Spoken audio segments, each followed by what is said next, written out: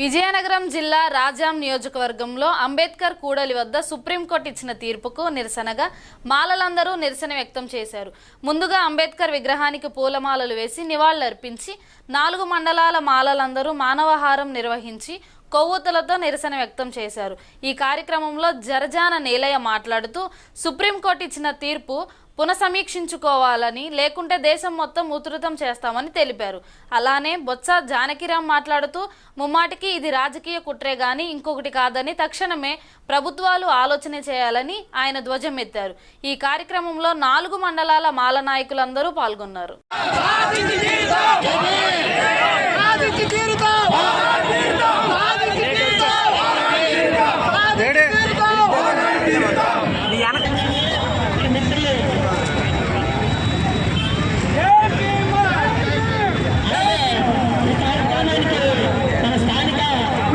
ఐక్యంగా సుప్రీంకోర్టు ఇచ్చిన తీర్పుకు వ్యతిరేకంగా నిరసన తెలియజేయడం కోసం ఇక్కడ చేరడం జరిగింది.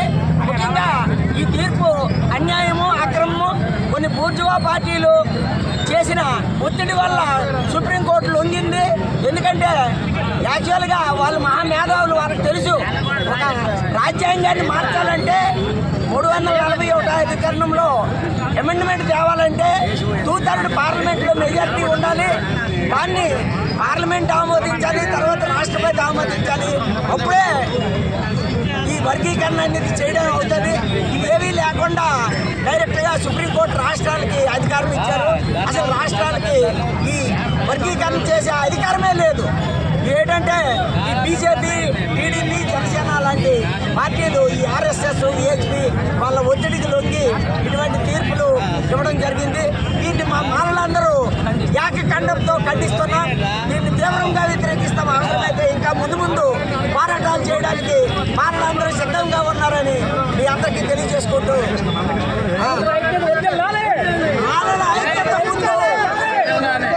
బాంబాలు ఇచ్చాం, తండ్రికి సవాళ్ళని అన్నట్టుగా రాష్ట్రాలకు అధికారం ఇచ్చామని చెప్పి ఒక ఇండివిజువల్ ఉన్న ఒక సుప్రీంకోర్టుని నీ ఆధీనంలో తీసుకొని నువ్వేమో వీళ్ళందరినీ మోసం చేసి మారలు పడదీయలేకుంటున్నావు. అది కళ. మేమందరం ఏకమవుతాం, పోరాడి తీరుతాం, సాధించి తీరుతాం. ఈ వర్గీకరణ వ్యతిరేకంగా ఇచ్చినటువంటి సుప్రీంకోర్టు వ్యతిరేకంగా ఇచ్చినటువంటి తీర్పును అనుసరించి ఎస్సీ వర్గీకరణ వద్దని మాల కులస్తులందరము నేటి ఈ కార్యక్రమాన్ని నిర్వహించడం జరిగింది. ఈ కార్యక్రమంలో భాగంగా మేమైతే రాజ్యాంగం అనుసరించి ఈ ఎస్సీ వర్గీకరణ చేయకూడదని, అందులో మాకే ఎక్కువ అన్యాయం జరుగుతున్నదని, దీన్ని ఒకసారి పునఃసమీక్షించి మరలా ఆలోచించాలని సుప్రీంకోర్టు వారిని, గవర్నమెంట్ వారిని కోరుతున్నాము. మరి సుప్రీంకోర్టు ఇంతకుముందు ఈ రాజ్యాంగాన్ని సవరిస్తే కానీ మరి రిజర్వేషన్ విభజన జరగదని, వర్గీకరణ విభజన జరగదని చెప్పి ఉన్నారు. దాన్ని తొంగలో తొక్కి ఇప్పుడు ఇటువంటి తీర్పునివ్వడం చాలా అన్యాయమని మేము ముక్త కంఠంతో ఖండిస్తున్నాము.